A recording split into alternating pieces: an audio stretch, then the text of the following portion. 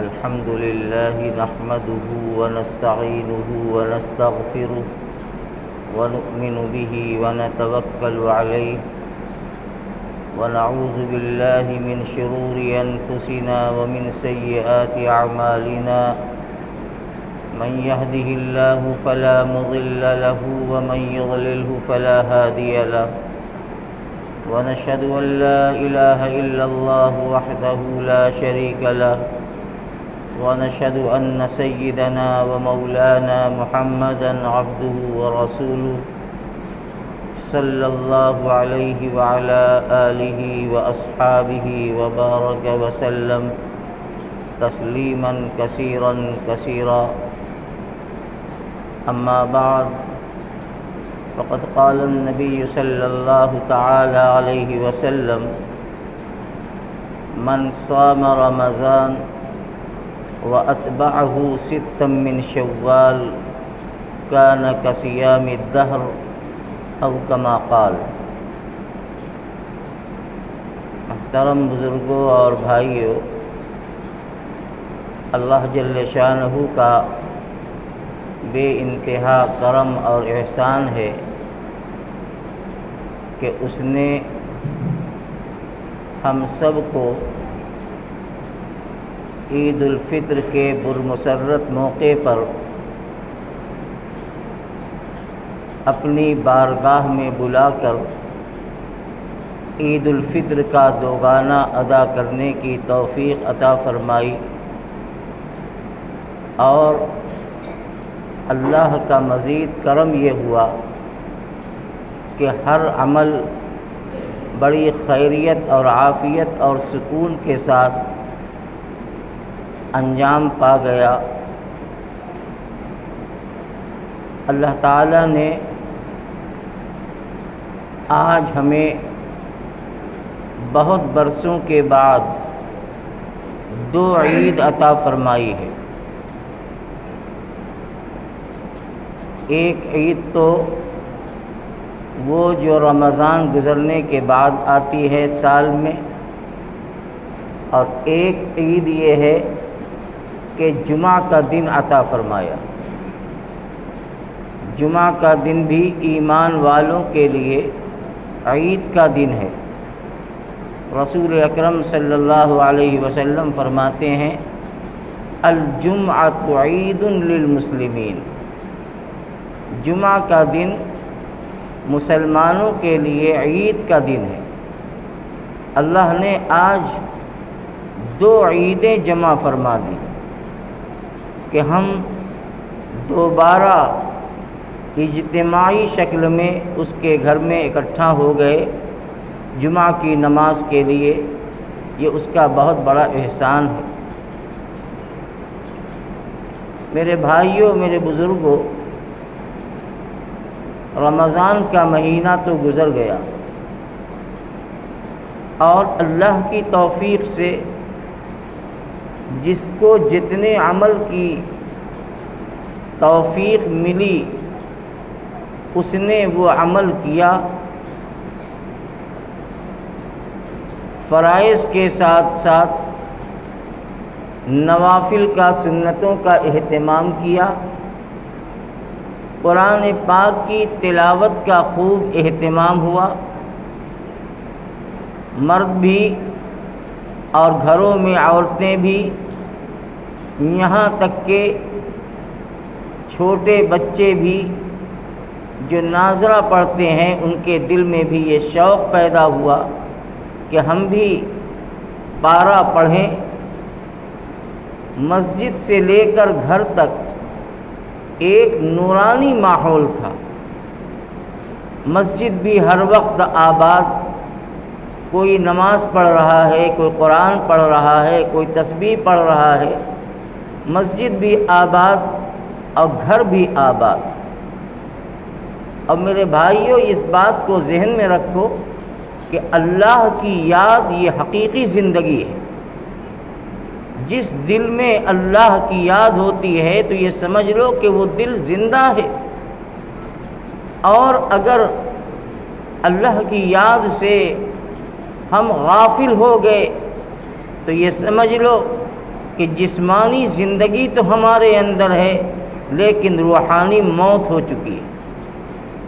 اس لیے پہلی بات تو یہ عرض کرنی ہے کہ ہم رمضان کے معمولات کو ترک نہ کریں۔ کمی ہو سکتی ہے اگر ہم رمضان میں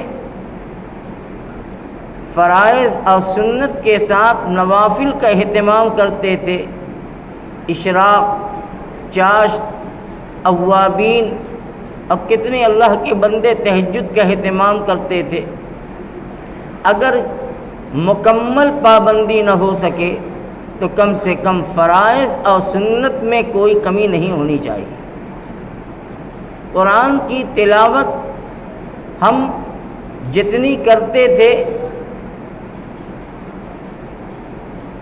ہو سکتا ہے کہ اس میں کچھ کمی آ جائے، لیکن یہ نہ ہو کہ ہم قرآن کو جزدان میں لپیٹ کر پورے سال کے لیے اب ہم طاق کے رکھ دیں کہ جب زندگی رہی اور رمضان آئے گا تو پھر قرآن پڑھا جائے گا اور قرآن کھولا جائے گا، اس کی تلاوت کی جائے گی۔ میرے بھائیوں، ایسا نہیں ہونا چاہیے، بلکہ اپنے معمولات پر قائم رہو۔ اگر اس میں اپنی مصروفیت کی وجہ سے کچھ کمی آ جائے تو یہ الگ بات ہے، لیکن مکمل طور سے وہ عمل چھوٹ جائے اور اس سے غفلت ہو جائے تو یہ بڑے نقصان اور خسارے کی بات ہے۔ آپ بار بار حدیث سن چکے ہیں، فضائل اعمال میں بھی وہ حدیث موجود ہے۔ رسول پاک صلی اللہ علیہ وسلم فرماتے ہیں کہ جب رمضان کا مہینہ آتا ہے تو اللہ تعالی شیطان کو جکڑ کر جہنم میں پھینک دیتے ہیں، اور ایک روایت میں سمندر میں ڈال دیتے ہیں۔ اور شیطان کو جکڑ کر سمندر میں ڈال دینے کا مقصد یہ ہوتا ہے کہ میرے بندوں کو گمراہ نہ کر سکیں، میرے بندے کو بہکا نہ سکیں۔ اور جب عید کا چاند نظر آتا ہے تو وہی شیطان آزاد کر دیے جاتے ہیں، چھوڑ دیے جاتے ہیں۔ ظاہر ہے کہ شیطان کا کام ہی یہ ہے کہ وہ اللہ کے بندوں کو اللہ کے حکم سے بہکائے اور غافل کر دے۔ وہ تو اللہ تعالیٰ کے یہاں سے وعدہ لے کر آیا ہے، لَأَقْعُدَنَّ لَهُمْ عَنْ صِرَاطِكَ الْمُسْتَقِيمِ ثُمَّ لَآتِيَنَّهُمْ مِنْ بَيْنِ أَيْدِيهِمْ وَعَنْ أَيْمَانِهِمْ وَعَنْ شَمَائِلِهِمْ وَلَا تَجِدُ أَكْثَرَهُمْ شَاكِرِينَ۔ تو شیطان اللہ کے یہاں سے وعدہ لے کر آیا کہ اے پروردگار، ہم آپ کے بندوں کو بہکائیں گے، آگے سے، دائیں سے، بائیں سے ہم پوری ایڑی چوٹی کا زور لگائیں گے تاکہ بندہ اللہ سے غافل ہو جائے۔ میرے عزیزو، اب وہ شیطان چھوٹ چکا ہے، اب وہ پوری طاقت لگائے گا کہ ہم اور آپ نے جو اس ایک مہینے میں اللہ سے معافی مانگ کر اللہ کو راضی کرنے کی کوشش کی، جو اچھے اور بھلے کام کیے ہیں، ان تمام کاموں کو برباد کر دیا جائے، وہ کوشش کرے گا۔ لیکن ہمارا کام یہ ہے کہ ہم شیطان کو اپنے اوپر قابو نہ دیں، مسلط نہ کریں، ہم نماز سے غافل نہ ہو جائیں۔ مسجد میں یا گھروں میں جہاں جماعت کا اہتمام ہو، ممکن نماز سے کبھی غافل نہ ہوں، قرآن سے غافل نہ ہوں، بے حیائی اور برے کام سے غافل نہ جو ہے بچنے کی کوشش کریں۔ آپ نے ایک مہینے تک، اور وہ لوگ جو گانے کے شوقین، ٹی وی کے شوقین، سنیما کے شوقین اور دوسری چیزوں کا نشہ کرنے کے شوقین، اللہ کی مدد اور اس کی توفیق سے انہوں نے اپنے آپ کو اس مہینے میں بچایا۔ گھروں سے گانے کی آوازیں ختم ہوئیں، اب گانے کی جگہ قرآن نے لی، اب قرآن کا نغمہ اور قرآن کی تلاوت کا اہتمام ہوا۔ خدا کے واسطے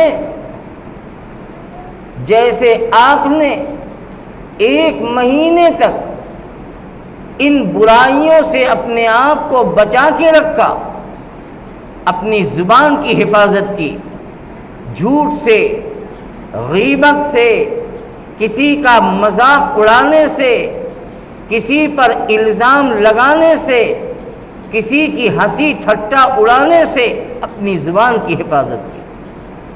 آپ نے اپنے نگاہ کی حفاظت کی کہ غلط چیز نہیں دیکھنا ہے، نامحرم کی طرف نظر نہیں اٹھانی ہے، کان کی حفاظت کی۔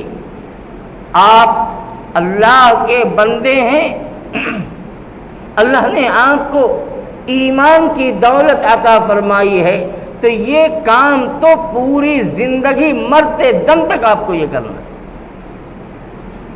آپ نے اللہ سے توفیق مانگی رو رو کر کہ اے اللہ ہمیں گناہ سے بچائیے، اے اللہ ہم اپنے گناہ سے توبہ کرتے ہیں، اب ہم دوبارہ ان غلط کام اور گناہ کی طرف نہیں جائیں گے۔ میرے بھائیوں، اپنے توبہ کی حفاظت کیجئے، کہیں آپ کی توبہ ٹوٹ نہ جائے۔ شیطان تو ہماری عاقبت برباد کرنے کا تہیہ کر چکا ہے، وہ اللہ کے یہاں سے کہہ چکا ہے، لیکن اللہ تعالیٰ نے اس کے جواب میں فرمایا کہ ٹھیک ہے تم جاؤ، لیکن میرے نیک بندے تمہارے بہکاوے میں نہیں آئیں گے۔ میرے نیک بندے تم غلط راستے پر لے جانے کی کوشش کرو گے، لیکن ان کا دین ان کو صحیح راستے پر لگا کے رکھے گا۔ اس لیے میرے بھائی، جس طرح سے ایک مہینے تک ہم نے احتیاط سے کام لیا، اللہ سے توفیق مانگی اور اللہ تعالیٰ نے ہمیں توفیق دی برائی اور غلط چیزوں سے بچنے کی، تو ہم پوری زندگی اس کا تہیہ کریں کہ ہم اسی طریقے پر زندگی گزاریں گے انشاءاللہ۔ توفیق اللہ دے گا، لیکن کوشش کرنا ہمارا کام ہے۔ جب بندہ کوشش کرتا ہے تو اللہ کی طرف سے مدد ہوتی ہے۔ جب ہمیں فکر ہی نہیں ہوگی، جب ہماری کوشش ہی نہیں ہوگی، تو اللہ کو کوئی غرض نہیں ہے۔ ہم اللہ کے محتاج ہیں، اللہ ہمارا محتاج نہیں ہے۔ اس لیے ہم یہ فیصلہ کریں کہ آگے آنے والی زندگی بھی ہماری اسی طریقے سے صحیح راہ پر چلے گی جس طریقے سے ہم نے اپنے کو اس ایک مہینے تک چلایا ہے۔ دوسری بات جو حدیث میں نے آپ کے سامنے پڑھی تھی، رسول اکرم صلی اللہ علیہ وآلہ وسلم کا ارشاد پاک ہے، من صام رمضان، جس نے رمضان کا روزہ رکھا، وَأَتْبَعَهُ سِتًّا مِّن شَوَّالَ، اور عید کا چاند دیکھنے کے بعد، جو عربی میں شوال کا مہینہ کہلاتا ہے، شوال کے 6 روزے رکھ لیے۔ اللہ کے نبی فرماتے ہیں کان کصیام الدہر، تو اس کو ثواب کے اعتبار سے اتنا ملے گا کہ گویا اس نے پورے سال کا روزہ رکھا۔ کتنی بڑی فضیلت ہے شوال کے مہینے کا، جس کو ہم عید کا مہینہ کہتے ہیں۔ شوال کے مہینے کا 6 روزہ یہ گویا پورے سال کے روزے کے ثواب کے برابر ہے۔ وہ کیسے؟ اللہ تعالیٰ نے ایک ضابطہ بیان فرمایا۔ اللہ تعالیٰ فرماتے ہیں من جاء بالحسنۃ فلہ 10 امثالها، بندہ اخلاص کے ساتھ ایک نیکی کرتا ہے تو ایک نیکی کا ثواب 10 نیکی کے برابر ملتا ہے۔ آپ نے 30 روزے رکھے رمضان کے، تو اگر اللہ کے اس ضابطے کے مطابق آپ غور کریں تو 30 روزہ 300 کے برابر ہو گیا، اور شوال کا 6 روزہ یہ 60 روزے کے برابر ہو گیا، تو گویا یہ 360 ہو گئے، اور 360 ایک سال کا ہوتا ہے عربی کے حساب سے۔ اس لیے اللہ کے نبی نے فرمایا کہ کوشش کرنا چاہیے۔ یہ روزہ شوال کا نہ فرض ہے، نہ واجب ہے، نہ سنت مؤکدہ ہے، بلکہ نفلی ہے، مستحب ہے، لیکن کوشش کرنا چاہیے۔ اللہ کے بہت سے بندے ایسے ہیں جو عید کے بعد شوال کے 6 روزے کا اہتمام کرتے ہیں، اور شریعت نے ہمیں اس میں بھی بڑی گنجائش دی ہے کہ یہ 6 روزے مسلسل ایک ساتھ نہیں رکھنے، اگر وقفے سے رکھ لیا جائے، یعنی پورے مہینے میں ہمیں 6 روزہ مکمل کرنا ہے، اگر ایک روزہ ہم نے ایک دن رکھا، 2 دن 3 دن نہیں رکھا، پھر رکھا، پھر 2-3 دن نہیں رکھا، تو اس طرح سے بھی انشاءاللہ پورے مہینے میں ہمارا شوال کا 6 روزہ ہو جائے گا، اور بوجھ بھی نہیں پڑے گا۔ اور نفع کتنا ہے، ثواب اللہ کے نبی نے بتا دیا کہ یہ رمضان کا روزہ اور شوال کا روزہ یہ پورے سال کے روزے کے برابر ثواب رکھتا ہے۔ اس لیے اگر اللہ توفیق دے، ہمت دے، تو کوشش کرنی چاہیے، اپنی طرف سے کوشش میں غفلت نہیں کرنی چاہیے۔ اسی طرح سے رمضان کے گزرنے کے بعد بہت سے لوگ جو مشاہدہ اور تجربہ ہے کہ پھر وہ دین کا اور عمل کا وہ جذبہ نہیں باقی رہتا، وہ آہستہ آہستہ اس میں کمی آ جاتی۔ میں مثال سے سمجھاتا ہوں، ایک آدمی نماز پڑھتا ہے، نماز کا پابند ہے، لیکن اور جماعت سے نماز پڑھتا ہے۔ رمضان کے اندر ہر آدمی کی کوشش یہ ہوتی ہے کہ ہماری نماز تکبیر اولیٰ کے ساتھ ہو، یعنی مسجد میں ہم اتنا پہلے پہنچیں کہ فرض کے پہلے کی سنت بھی ادا کر لیں اور امام کے ساتھ تکبیر اولیٰ میں شریک ہو جائیں۔ یہ خود اپنی جگہ پر بہت بڑی فضیلت کی چیز ہے، لیکن وہی نماز کی پابندی کرنے والے رمضان کے بعد بھی نماز پڑھتے ہیں، لیکن پھر وہ تکبیر اولیٰ کا اہتمام اور مسجد میں پہلے سے آنے کے اہتمام کا وہ جذبہ باقی نہیں رہتا۔ یہ نہیں ہونا چاہیے۔ دیکھا جاتا ہے، آپ بھی دیکھتے ہیں کہ امام صاحب جب نماز پڑھ سلام پھیرتے ہیں تو کئی صفیں پیچھے مسبوق بن جاتی ہیں جن کی 1 2 3 رکعت چھوٹی ہوئی۔ اس لیے یہ وہ چیزیں ہیں کہ جن کا اہتمام کیا جانا چاہیے۔ میں عرض کر رہا تھا کہ جماعت کا اہتمام ہو اور اس کے ساتھ تکبیر اولیٰ کا اہتمام ہو۔